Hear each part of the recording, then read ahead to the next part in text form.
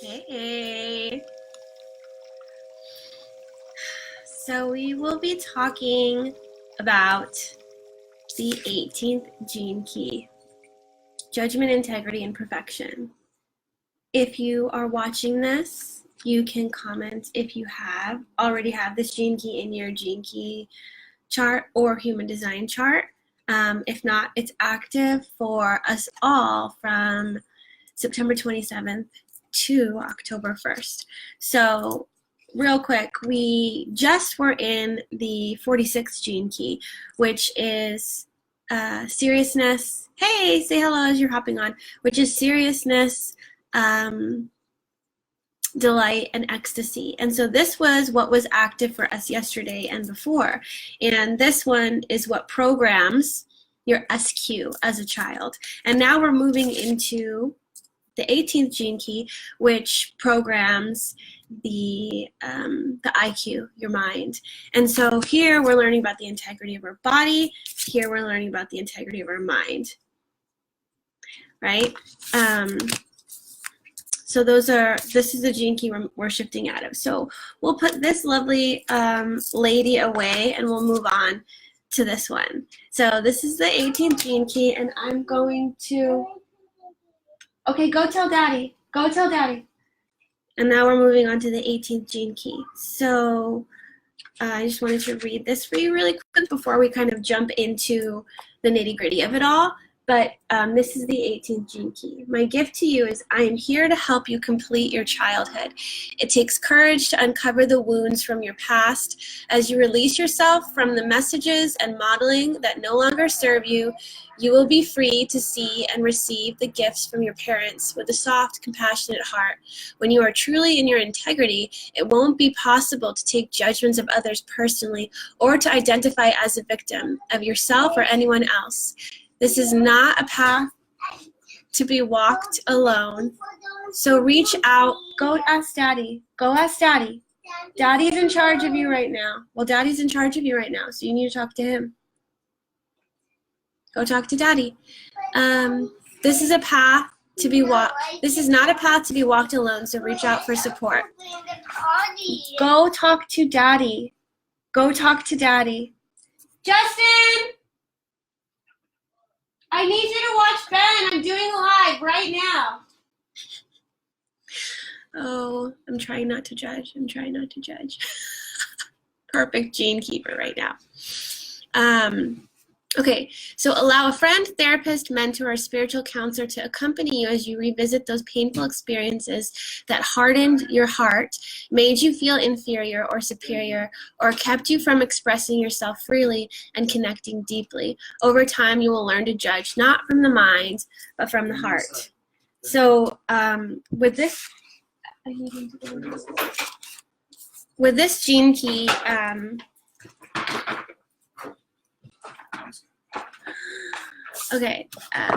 so with this gene key, it programs, it's part of the ring of matter. And the ring of matter is what is setting us up for success. So we're going through the ring of matter, which is the first 3 7-year cycles. So the first 7-year cycles is the SQ, and that is how we're learning how to be into our body. We're integrating our fine motor skills. We're learning how to move. We're learning how to play. We're doing all that stuff within our body. So it's our soul learning to flow in this body, learning how to use this body.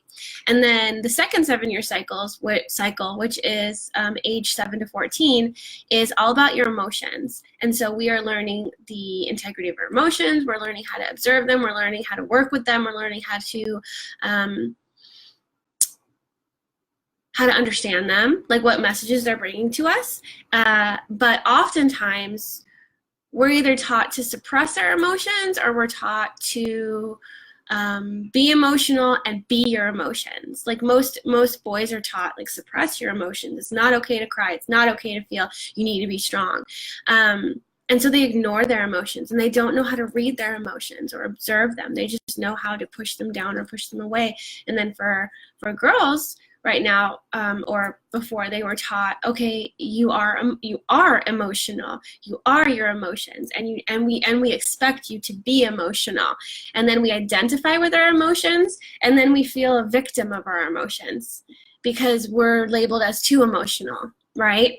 And it's all about emotional competency within there. So we learn from our parents. So within the emotional plane and the mental plane are both, we have personal ones and then collective ones. So when we're learning, we are learning from our parents' emotional field. So we are taking note and inventory about how our parents process things emotionally, and then we then learn that from them, because we're not getting any teaching on that in school, or we're not getting any direct teaching, so we're learning it from our environment. And so our parents' emotions are what our parents' emotional competency is what we're learning from. And if we do not, in our 7-year cycles, if we don't become competent emotionally, mentally, and physically, if we're not having integrity in those areas, we don't grow up. We just become adults in this body, but children on the inside, because we're not knowing how to understand ourselves emotionally or mentally. And then we'll fall into that victim mindset, and we'll also be a victim of our own emotions and our emotional defenses, and we'll take everything personally and make everything about ourselves. And so that's why it's important, as adults, we're coming back to this, and we're rectifying and reclaiming the integrity within our mind and within our emotions. So that's why on the gene key sequence, we're learning how to open our heart by going back through these cycles to kind of undo what was done in our childhood. That doesn't mean that we are a victim of our parents by any means, because we always have the decision to pave our own way and to make our own assumptions and opinions and judgments for ourselves. And so it's us that's deciding to take on these paradigms, to take on these, to conform to these standards, to conform to how it's been done. And now we're coming back to kind of reevaluate this so that we can then take off the judgments that we have taken on from our parents or whoever, and then kind of decide for ourselves how we want to process things, how to show up in the world. And for the 18th gene key, it is, the physiology is the lymphatic system, because it is linked to our immune system and our immune response. Because think about our immune system and how, if there's something that is threatening, it attacks it. So you can think about your judgment as an attack on yourself. All judgment is self-judgment, because we need to realize that we are connected, right? And yeah, we're in separate bodies and we have our own judgments, but any judgment against another is a judgment against ourselves, because the outer world is a mirror of our inner world. So a lot of stuff is showing up for us to challenge, to move into integrity or perfection, or even look at every moment as perfection instead of judging it and making it mean something about us and getting triggered by other people's judgments of us. So we're here to learn to find our own ground to stand on and not feel wavered by anybody else's judgment, or not feel threatened for our sense of security by somebody who's doing something that's different than us. Because then we judge it and we try to control it, and we're like, I don't like the way this is going, fix it, because I don't feel good about this inside. And that, I mean, there's a fine line between that judgment and integrity, and it's okay to challenge people, but if the challenge comes from the integrity of your heart and not your mind, like your judgment and opinion means something about you. Whenever we decide to make our judgment mean something about us, if somebody attacks our judgment, then we feel like they're attacking us, and then we have to defend ourselves. And so that's where the victim mind gets created. And this is a morphogenic field all its own. Like, we can tap into the mental plane of the collective and ourselves, right? So we can tap into to the emotions of the collective, to the mind of the collective, because we are connected to the collective. So this is our personal body, right? Our personal body, our personal energy. And then everything you see outside of you is your greater body. And because we're all connected, it's just part of our energy is squeezed in this body. And so we're experiencing what it's like to be in this body, but we are still very much connected to everything outside of us, because it is a projection. This is all created. This matrix, this facade, what we're experiencing was created for us by us. And so anything that we are dissatisfied about, it doesn't mean anything about us, but we're here to see the perfection in every moment. See, when we don't have gratitude for where we're at and what we're doing, we turn to judgment. And that's okay if it comes from the heart. If it's like, it's not okay that,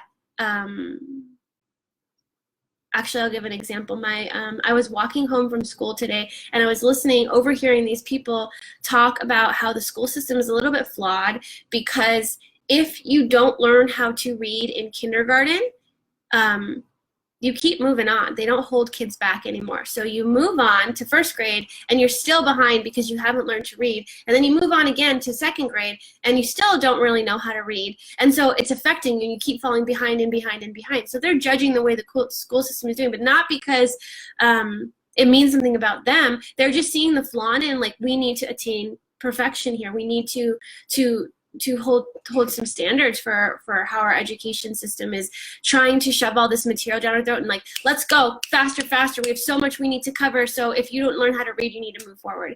We could just hold these kids back so that they can retain the material and learn how to read, and they would be set up for success the rest of their life, and they wouldn't start hating school. Because when they feel left behind and they feel like they're not getting that differentiated education, they're going to start resenting school and being like, well, it's not a good experience for me because I feel stupid here or inadequate here. So anyways, that's a way to like judge a situation, but from a higher frequency. Like, I want to improve this because it would improve. It's like of an active service. Whereas if you, so here's something that they always say, don't talk about religion or politics at the dinner table. And that's because a lot of people identify with their political identification. So I don't claim anything. I don't like talking about politics, and I don't stir the pot there, and I don't have a firm belief on separating like as Republican or Democrat or whatever it is. But my husband's in the military and he's Republican, and you can tell that he has some very strong opinions and judgments. And remember, 17 and 18 are programming partners. One is the shadow of opinion, the other is the shadow of judgment. And so they play hand in hand. So your opinion will work with your judgment, and your judgment will work with your opinion. And so if you have a very strong opinion because you are making it define something about you, and if somebody attacks your political party, you're like, oh my God, they're attacking me. I need to defend this, right? Or sometimes, and we can see how that happens and how people get really like bothered by it and then want to defend themselves, right? But here's another thing that I want to point out there, because it's okay for us. I mean, we will judge that judgment. We will judge that and be like, oh yeah, those people are crazy and they're so opinionated and judgmental, right? But let me throw this in here, because this is another low frequency judgment. Not low frequency judgment, a low frequency judgment. So what about people who have children that are on the autism spectrum or have disabilities, and so they are associating with that collective and then making it mean something about them? So whenever they feel like someone is attacking the community, they feel like they're directly attacking them. See how that attachment is what's causing suffering? If somebody has a judgment on something that you have labeled yourself with, you feel like they're attacking you. So for example, if I decide to hold very tightly to the gene keys and say the gene keys are savior, and I am so connected, committed, and they mean something about me, if somebody were to say it didn't work for me, this isn't good, blah blah blah, I would be really upset, right? Because if I'm holding on tightly to this teaching and making it mean something about me and my livelihood or whatever, and somebody attacks it, I am saying, oh my God, you're attacking my sense of security, you're attacking my sense of self. But because I don't hold on to this, and I don't believe this is the end all be all, only way, the way, and it means nothing about me. It's just a way, and it's a tool. It's something I hold loosely, right? Then if somebody were to judge it or attack it, I wouldn't feel attacked. I'd be like, oh, you're judging and attacking the gene keys, okay. So, and that's also where we need to think about our creations and our children. Okay, so not only for our business, like if somebody's attacking our business and we're like, oh my God, this means something about me, they're attacking me because I created it, so this is me. See how that will then have us turn to like defend that. Oh, they're judging my business, so they're judging me, so now I must attack and defend this. What about children? How much do we identify, have our sense of identity through our children? I made my child, so if someone's attacking my child, they're attacking me as a parent.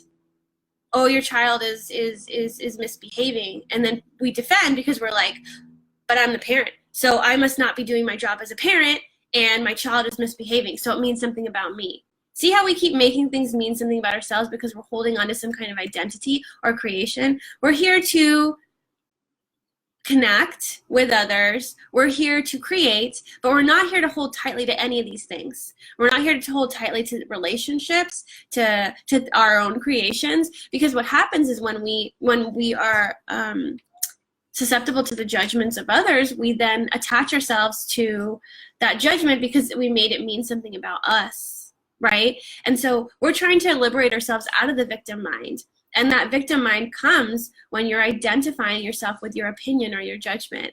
And it's that attachment that causes suffering.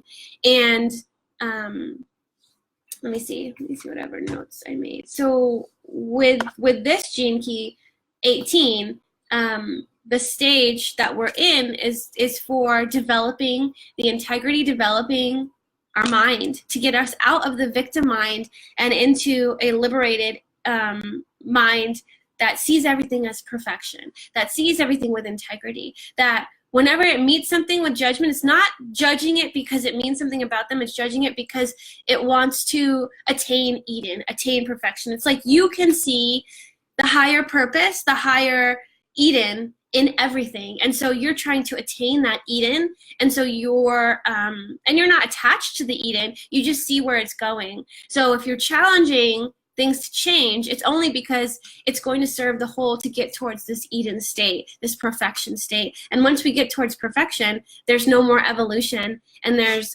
no more purpose besides just being, right? And so with this cycle, it's all about growth and expansion of our mind. And like I said, it happens in age 14 to 21. So this is the last cycle before we become adults. And if we don't come through this cycle and understand how to liberate ourselves out of the victim mind, we still remain children. And what's curious is that whatever happens in your SQ, which is the first 7-year cycle, if, say for example, okay, I'm going to talk about the EQ, which is emotion. Say for example, your parents get divorced in the middle of your EQ 7-year cycle. So say it starts at age 7, 8, 9, 10. Say your parents get divorced at age 10, right? And so it's an emotional upheaval for you. You're experiencing this in that stage. And then because these 3 cycles like build on each other, that same event or experience is going to occur again in the same position in your IQ, because you're here to resolve this experience within you so that you can then grow from it. And if you don't grow from it, and if it defines you, and if it victimizes you within that EQ stage, you're going to repeat it in your IQ stage. And so the IQ starts at age 14, so 15, 16, 17. At age 17, around the same time, the same period that it happened in the EQ, you're going to go through some kind of separation, some kind of upheaval, but in your mind, because that programs your mind. So it's like, hey, if we can't learn this experience, if we can't grow from this experience emotionally, let's see if we can grow from it mentally. And if we move through that, then we get to like wear our badge of, oh, we're adults, yay. But no, that's not really how it works. But see how like you can start looking at the patterns. So the whole thing here is to recognize the patterns and to move out of that victim state. And in this gene key, it's the victim pattern of needing to be right, or the victim of your judgments. And so with this one, there's a line that says in the book that says, would you rather be right or happy? So whenever you're making these judgments or you're wanting to argue your point with somebody else, you ask yourself, do you want to be right or do you want to be happy? And is it that we're trying to control the other person's opinion to match our opinion, because we are feeling like the differing in opinions is meaning something about us. And so we're trying to show them the light, show them the way, because we're attached to that. I don't know how many conversations I've got in with my husband about our differing opinions and one person wanting to be right or both wanting to be right. Because if you recognized that, you would be like, okay, fine, you're right. And it's not that they are right, it's just you have to allow them to have their thing. And you don't need to have it mean anything about you, right? So anyways, I wanted to talk energetically about what this gene key does, because we know what it does. I mean, in the 7-year cycles, we know that obviously it's all about us understanding our mind, and are we going to be an ego mind, or are we going to get out of victim mind and come into integrity with our mind? And the integrity is all about like our values, what we stand for, our foundation. It's what differentiates us from other people. And as children, when we're in this is where rebellion starts happening, because the kids are challenging authority, because they're here to understand their autonomy. They're here to understand their differentiation. And so that's why they're rebelling against your rules, because they're trying to find their own sense of self-integrity. What do they believe in? What do they stand for? And it may not have anything to do with you, but if we are making their decisions mean something about us, like, oh my God, I need you to be cookie cutter of me because I messed up so bad. Now I need you to be good. So I'm not going to let you make the same mistakes I made, right? And then we start imprinting our judgments and our opinions on them. And then we're teaching them to judge and to judge themselves. And so us judging them is really us judging ourselves, because we're like, shit, I made all those mistakes. I'm not going to let you make those mistakes. You need to do this. You need to do that. I don't want to see you get hurt. I don't want to see you that, because we haven't healed. So we don't want them to go through the same thing that we went through, because we haven't healed from it. But if we could realize that the things we go through are for our own growth and experience, and they make us more competent adults, then we just stand by them and allow to guide them instead of control them, right? Because parenting, it's so hard. There's that fine line between control and guidance, and it's tough. It's tough as parents, but it doesn't have to be, as long as we don't make it about ourselves. We don't make our parenting, our children, about ourselves. So anyways, energetically speaking, I wanted to talk about the morphogenic field of our thoughts and of our emotions, and how we access that, and how we rise above that victim pattern. Because if you guys have ever, we all connect in telepathically. We can all read each other's mind, especially if you have an open head center. If you can get quiet, you can pick up on the thoughts of others. You can download what they're receiving at the same time. So what happens is, when we have a judgment, when we choose to judge instead of view as perfection or with integrity, we are adding to the victim consciousness. So it's almost like the scales of like our mental plane. Say that the collective has its own mental plane, right? We all share a mental plane. Right? Or, okay, we can think of it as a house. So this house is the mental plane of the collective, of the whole collective. But I am in my own room, and that's my mental plane. And it radiates in my aura, right? So I have my own bedroom, and that's where my mental plane lives. And that's where I'm then adding to the rest of the house. So what happens is, because we're all connected, because air is just going to go, like, travel out the door, it's going to get to everybody else. So whatever I'm doing in my room and thinking about, those thoughts then permeate everywhere else, because this is all semi-permeable. It's coming out. There's no borders between us. We're not separated. So anything that starts here is going to just spread throughout everywhere. So think about the immune system and how it spreads, right? If you get sick, it starts in a location that it spreads throughout your whole body, and you get sick. That's how the victim mind works, is like what we are adding to the collective mental plane is affecting everybody else. Everybody else is picking up on it. So it's clouding their thoughts with that judgment. So when everybody else experiences the similar experiences you have, they're going to be able to download the same thoughts that you had. And so it's not that they were originated from you, because some people, like, for example, if you have an open head center, no thoughts are your own. So you are simply observing all these thoughts that are in resonance with the experience that you're having, that other people have had, that like, okay, this is vibrating at this frequency, and here's the thoughts that go along with it. And then you're observing these thoughts and you're like, oh, this means something about me and my experience, right? So that's a perspective you chose to take. That's a judgment you chose to take out of the sky. You're like, oh, okay, this judgment goes along with what I'm experiencing.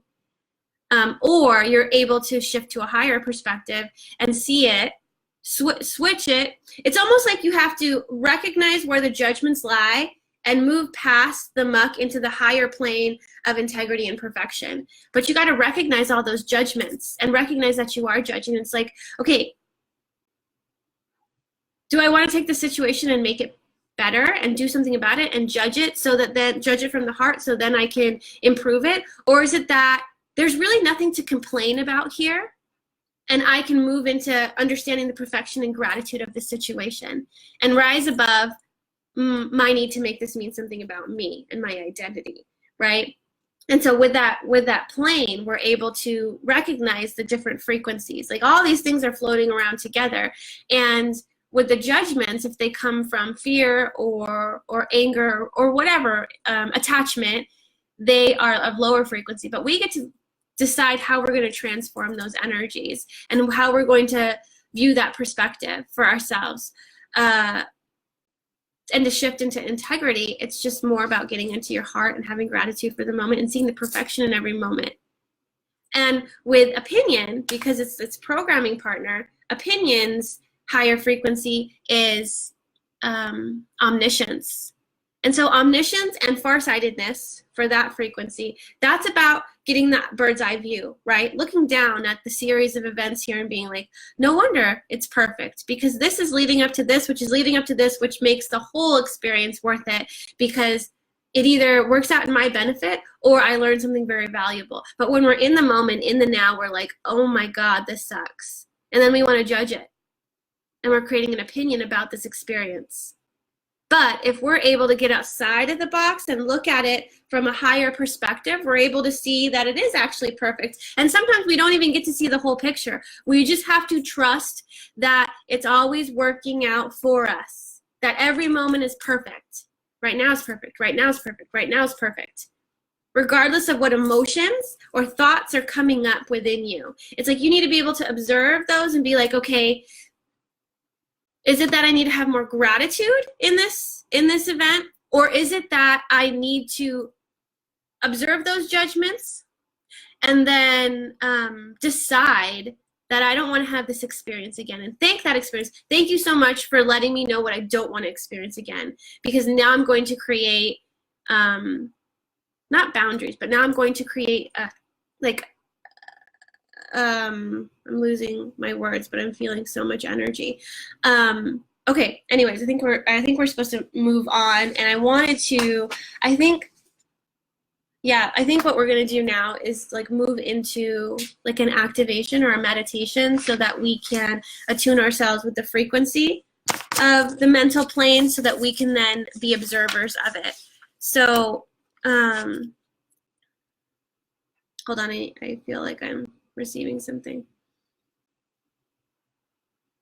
Okay, I'm just receiving like what the meditation is going to look like. So if you guys are able to listen in on this meditation and take a moment to just relax and tune into it, I want us all to attune ourselves with the frequency of the mental plane so that we're able to observe where our thoughts are coming from and how it's connected to the whole, everybody's mental plane. So like the cumulative collective mental plane.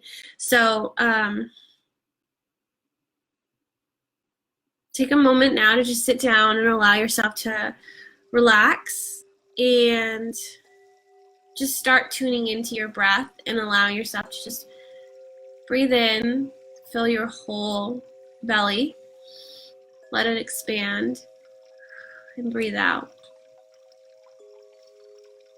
Let's just get quiet for a moment.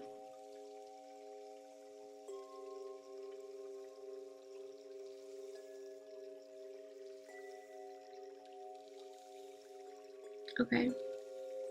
Now I want you to bring your awareness to your head, to your mind.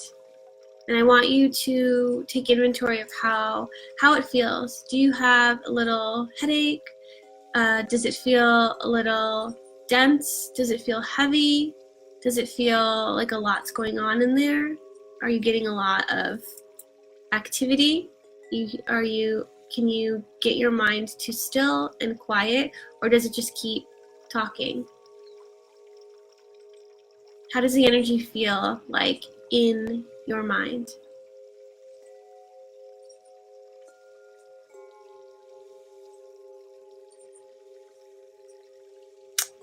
Okay, and what we're going to do now is bring our awareness to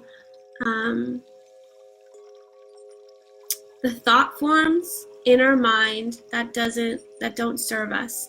So you can see, if you can imagine your mind as like these little these thought forms as these little bubbles that then send signals or energy to different parts of your brain.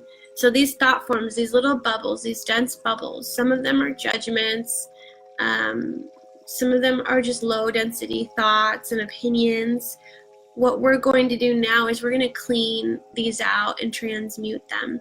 So I want you to imagine that you were just gifted this liquid. I'm hearing Merlin, which is like an archetype, which is the same as, I think, Melchizedek. I think Melchizedek and Merlin are the same, which doesn't matter. Whoever wants to give you this liquid, just let them give it to you. This liquid, we are then going to bring our attention to our crown chakra, and it usually looks like a funnel, and I want you to take the liquid, and this liquid is going to freeze all activity in your mind. It's going to stop the judgments from sending electrical energy, firing anything into the synapses, allowing it to permeate into your brain, and then projecting it out into the collective. So what we're doing now is we're taking this liquid, and I want you to pour it into the funnel so that it goes through your crown and into your mind, into your mental plane. You can take note of the color if you can see the color, or just take note of the feeling, and allow that liquid to just kind of absorb and drip and fill into your mind. And as it is interacting with all of these thought forms, these judgments, these opinions, it's going to freeze them. And they're not going to move anymore. They're just going to be stuck there. You can still observe them. Like if you were to go into your mental field, you can still see them, but they're not moving. They're frozen. And so imagine yourself in a room that is a representation of your mental field, your personal mental field. And in that room, you're going to see all of these thought forms, these bubbles of opinions, judgments, whatever. You're going to see them frozen in the air. They're not moving, they're frozen. It's like someone hit the pause button on the movie, and you're able to walk through and observe these different thought forms. So right now, if you want, you can observe them, and I want you to take inventory of what some of these opinions and judgments are hanging out in your mind. What are you seeing? What are you hearing? Start decoding them and seeing which ones want to bring themselves to your attention.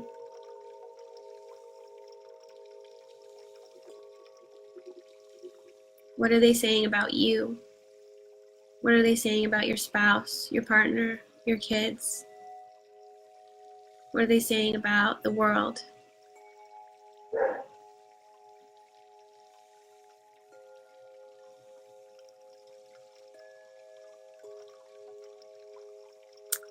Now what I want you to do is I want you to imagine that you have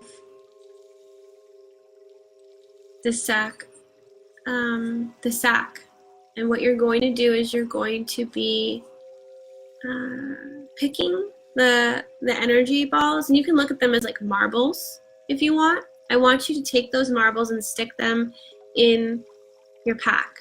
So if you're coming against a judgment, an opinion, or something that is of low frequency, I want you to take it and I want you to put it in your sack and start collecting the marbles. And you can go pick them up one by one, or you can just command the energy to sort through all of the marbles and just bring the ones that aren't serving your highest good, that are actually lowering your frequency.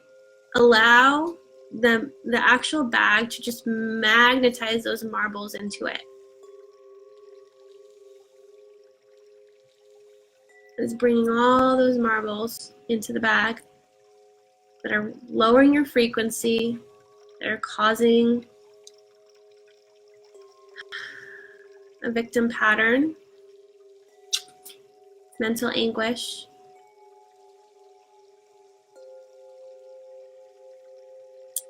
And now I want you to pull the drawstring of the bag so that it's closed.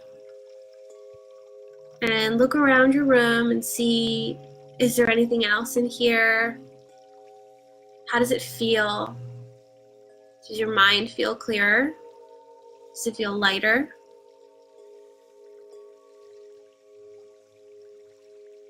Okay, and now what I want you to do is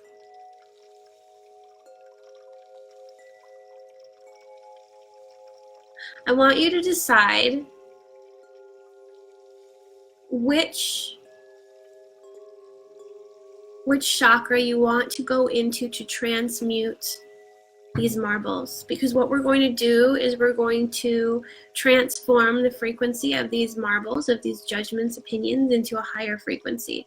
So we're going to do that by just adding love to it. So you can bring it to your heart chakra, or you can bring it to your, I feel the solar plexus chakra as well. Like I'm hearing like fire in your belly. I think what we're needing is a cauldron. So I want you to imagine, in whatever chakra you decide to go in, I want you to imagine a cauldron. We're getting into October and Halloween season, so we're gonna do some alchemy, some magic, some witchy stuff. And I want you to go into that chakra, and I want you to imagine fire burning and a cauldron sitting on top of it. And it's filled with a beautiful liquid, a transmuting, transforming liquid that's going to turn these thought forms, these opinions, these judgments into a higher frequency.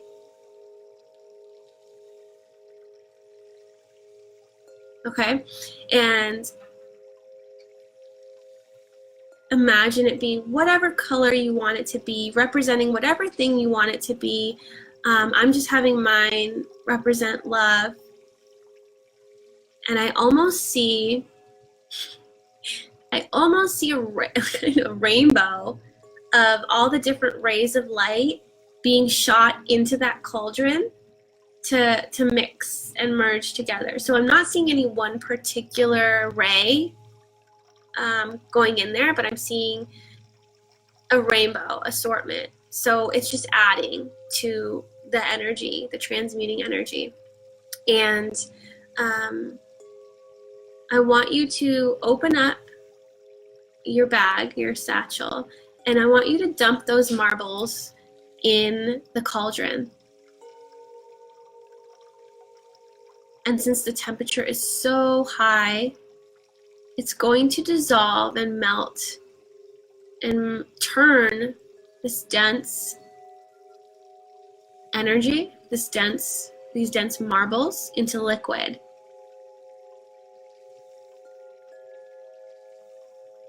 We're alchemists. We're going to turn all these dense marbles into gold. We are making our pot of gold at the end of the rainbow. So allow that to mix and merge together and transmute. And as you're doing that, I want you to just put your hands over your heart, and I want you to just give yourself love. I want you to connect in with the perfection of the being that you are. And I want you to see yourself as perfection. No judgments, no opinions. You are perfect. You are whole. You're beautiful. You are intelligent. You're perfect exactly the way you are. And you need do nothing. You need do nothing to earn your worth. You need do nothing to be successful. You are abundant. You are wise. You are pure. And you are whole.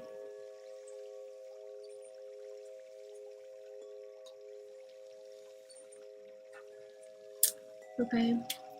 And as you bring your awareness back to the pot, I want you to notice what's now in your cauldron. What have these thought forms turned into? Is now you are abundant in this beautiful energy.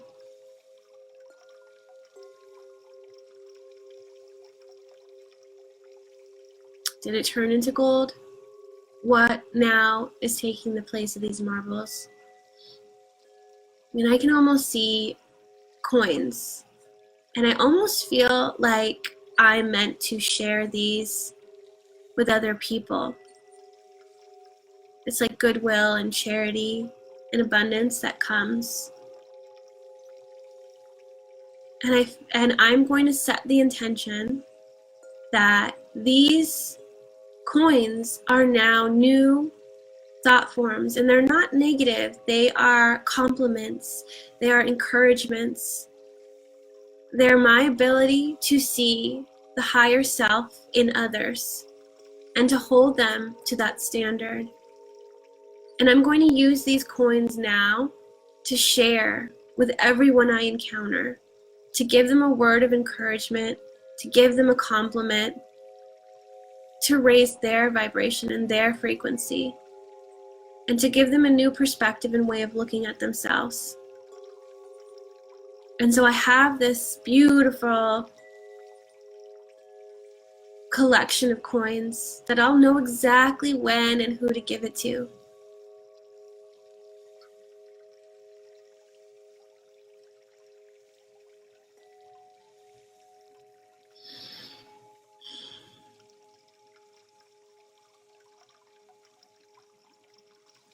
So I want you now to take one of those coins or one of those objects, whatever was transmuted, and I want you to give it to yourself. Take that coin or object, and I want you to set the intention to give yourself that compliment, that new opinion that comes from a higher perspective. I want you to align yourself with your higher self and know that you are her or him. And I want you to start recognizing that in the now. Focus on the beauty, totality, wholeness, and perfection that you are in the now. Not on how you're messing up or you're not doing things right. You can't get it wrong. You're whole. You're perfect. You are your higher self. Now just start treating yourself as such. And then every morning when you wake up and look at yourself in the mirror, I challenge you to give yourself a compliment before you start picking yourself apart, before you start judging yourself. I want you to give yourself a compliment so that you begin the day with a compliment and then you'll end the day with a compliment. Focus on what you did right. Focus on how amazing you are. Give yourself love.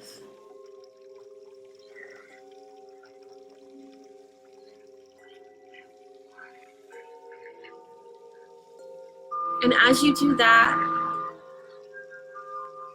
the energy is going to ripple out from your mental plane and stretch into the collective mental plane. So the more compliments you give, the more it balances out the collective mental plane. We're here to achieve perfection in that mental plane. When we observe it, we don't see any judgments. We don't see any victim patterns, any thoughts that don't serve us. All we see is perfection. So as you give yourself a compliment, it sends it out to the whole. It's a ripple effect. So be very mindful of what you are saying to yourself during the day. And for every judgment, give 2 compliments. Be mindful of what you're putting out into your mental plane, into your kids' mental plane, and into the collective's mental plane.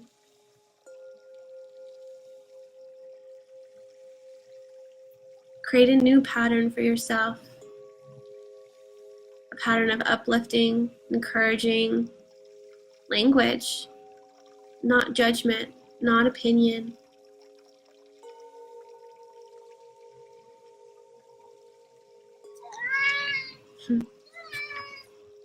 Love on yourself, and you will transform your life and the world around you. Take another deep breath in and out.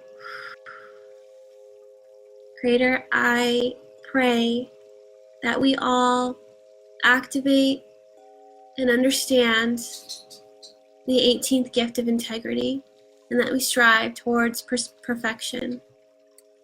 That you give us tools to shift whenever we feel lost in the victim mind.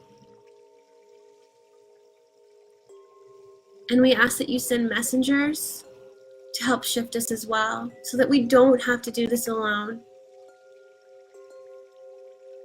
Put it on my heart and others' hearts to strive towards perfection and to stand in the integrity of our hearts and to see, hear, act, and speak from our hearts so that we may raise the frequency of our life and the world around us. It is so. Thank you. Amen. Okay. How do you guys feel?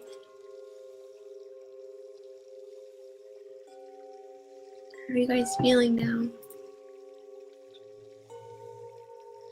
I feel very good. Thank you so much for joining me. And I hope that the rest of your day goes wonderfully well. And if it doesn't, don't judge it. Let it just be. It's perfect. You're perfect. And it's my intention and my vow to always view you all from your highest frequency. I will look at you all as your higher selves, and I will hold you to that standard. And I hope that you hold me to that standard as well. So thank you so much for joining me. And I had a really wonderful time, and I hope the experience was good for you. Let me know what you experienced in the comments. And thank you again for joining me. I love you all. Have a great rest of your day. Bye.